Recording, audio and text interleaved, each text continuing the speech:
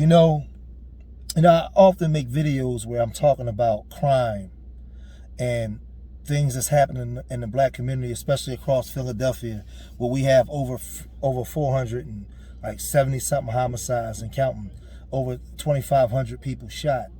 You know, but now you have residents, black women, children saying that they're afraid to come out of their homes. They're calling on Joe Biden and this administration to do something, the state to do something. The crime bills is coming. I'm gonna run these clips, and I'm gonna let you see what's happening in Philadelphia. And residents are saying they feel trapped in their own homes. Let's listen to this. Let's listen to some of the stories, and then we'll come back. This week we launched our Save Our Streets initiative to explore ideas and solutions to help make our communities safer. And today our Bill Anderson introduces us to several people who feel trapped in their own homes. They say they're in desperate need of help and support to keep themselves and their kids safe. You know, he stared at my son for a while, and then while my son went to run, he shot my son. We've been shot at. My house window's been busted. My car been vandalized. When we see the stories of violence in our communities, be honest, how many of you assume that the people involved, at least in part, brought it on themselves in some way? But in many, arguably in most cases, that's just not true. Most of the people on the block, not caught up in anything. No, nothing at all. It's just that the males that's in the area hanging out on the block, so their enemies is coming to shoot at them, so that's putting us all at risk. We spoke to numerous people who have either been impacted by gun violence or simply can't afford to move out of the neighborhoods that are. I don't know if the funds where I could just get up and move. If I could just get up and leave, I'd have been left. I feel locked in. I got depression. My anxiety is so high. I don't even want to be here. They're terrified to speak because they say they're trapped in neighborhoods where, as much as they want better, speaking up can cost you, or worse, your children, their lives. When people say that people in the neighborhood won't work with the police, they won't step up, they won't testify, tell me why. Because when they do testify, then what? They promise us, oh, we're going to help y'all, we're going to move y'all, we're going to relocate y'all, and they don't. My son wants to play basketball. It's days that I literally beg and cry. He's like, Mom, you trying to put me in a bubble. You gotta let me live my life, but I'm scared. Why can't I be scared to let my son go play basketball? He's a child. That's what kids are supposed to do. They spoke to us for a simple reason. They hope that hearing how people, good people, are forced to live and raise their children will make us want better for our neighbors, even if we're not personally affected yet. I tell them that I'm going to try, and I'm lying to them because I can't, because it's just me. So I just tell them, Mommy gonna protect us. We're gonna get out of here one day, but that one day might be too late. So I feel there should be somewhere where they can help these parents, maybe like build something up where these parents can have somewhere to go, where they can feel safe, or give them fundings where they can get out of that neighborhood.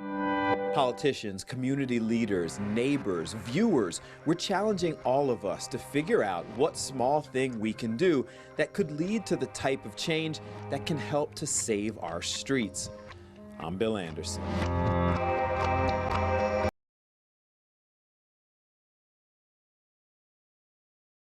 18-year-old shot and killed during a robbery blocks away from Temple's campus. Police say that he was simply walking with his girlfriend at the time, who witnessed everything.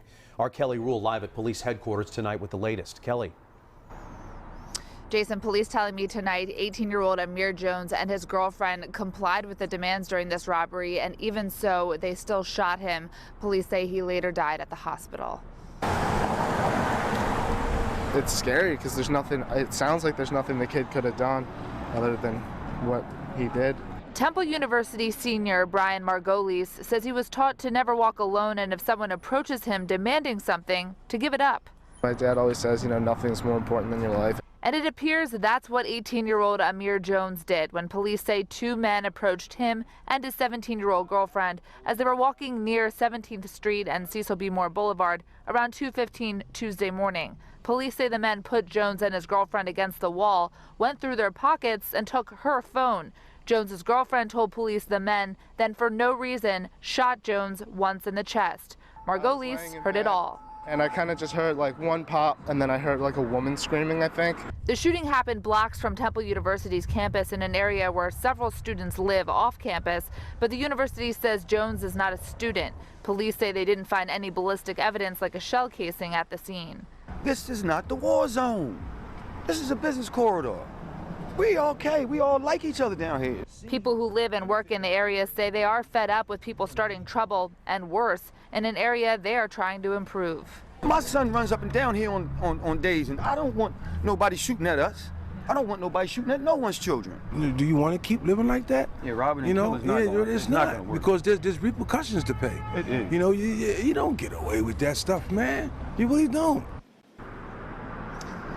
Now, unfortunately, police say they did not have much of a description to work off of today, but they do hope nearby surveillance cameras will help with that. In the meantime, anybody with information is asked to come forward. All right, Kelly Rule live at headquarters.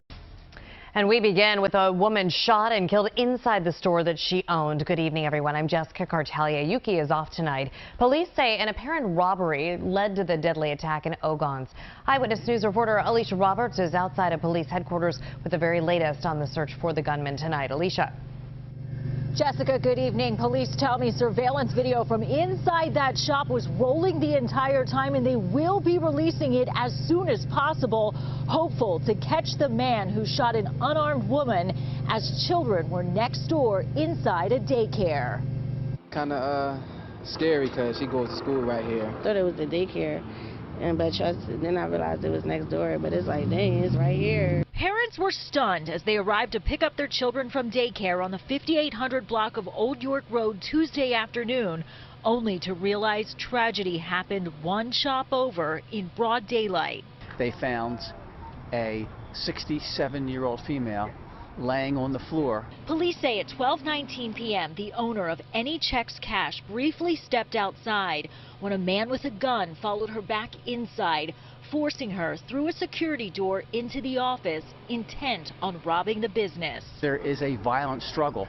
The owner put up a fight with the robber. Fires the shot from point-blank range while they're struggling, striking her in the chest, and that's when she collapses. Police found her body shortly after 1 p.m. after a customer called 911. The suspect got away with an unidentified amount of money. Seemed to be a pleasant woman, just doing a job. Customers tell CBS 3 a husband and wife run this business. We were there as detectives walked her family through this now crime scene. A square cut out from the metal door marks the place where that single bullet ultimately landed. People had no regard for life. It's sad. Hours after, the weight of this senseless loss lingers. Sitting home, because it's always going to be somebody's family member. One day it could be my family member. And police describe the suspect as a man wearing a blue, possibly hooded sweatshirt with dark pants and dark shoes. Anyone with information is asked to give them a call. Reporting live outside police headquarters, Alicia Roberts, CBS 3 Eyewitness News. Alicia, thank you.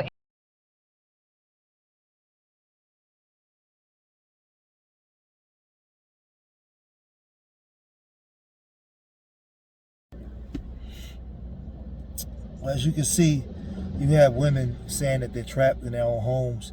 They're afraid. Some of them can't afford to just move.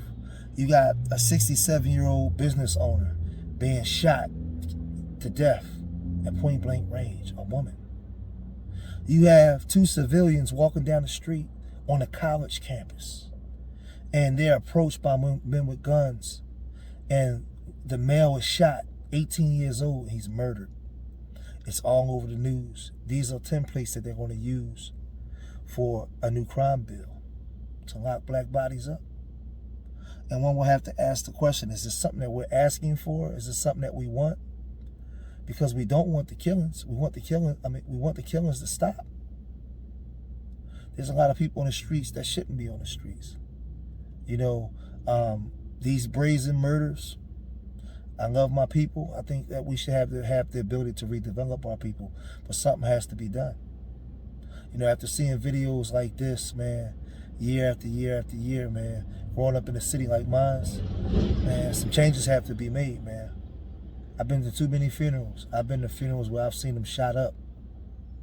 I've seen it all, man. So make sure y'all like, subscribe to the George Macon Experience channel. Make sure y'all hit that like button so this video can get out, man. And let's start really spreading the message. Remember, I love y'all. Till the next time. Peace. Philadelphia police are hoping somebody recognizes this vehicle. They say the driver killed someone in Kensington. There's now a $20,000 reward for information leading to an arrest. Investigators say on East Tioga Street, November 3rd, people were working on a vehicle when this person walked up and fired at least 6 shots, killing one person. The vehicle they were driving is a white Ford Taurus SHO made between 2012 and 2015. The car has mismatched wheel rims and a discolored roof. Anyone with any information is asked to call Crime Stoppers at 215-686-TIPS. Katie Johnston for CBSN, Philly.